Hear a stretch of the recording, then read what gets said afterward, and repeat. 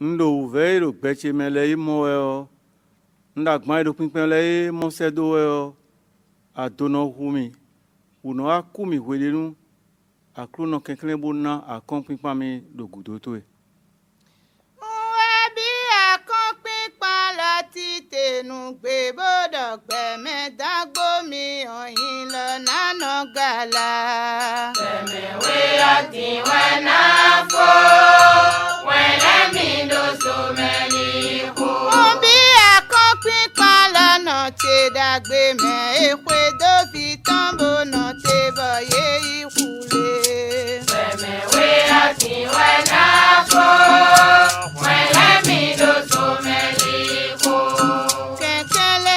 Lebo venosa Fonu maudo takeme Akwe mando pavo manda siko Yahweh numba son le jemileo Umayo enda tinken we imbo Unkonu only donche nakane Si mando kweko Eleche kwetono kolea Umayenda tinken we imbo Nkonu only donche nakane Ajoche subadokun te bigbele Konkame unwa inolea Umayenda tinken we imbo Nkonu only donche nakane Unwa wili vosi salea Una donu daya kwa kowe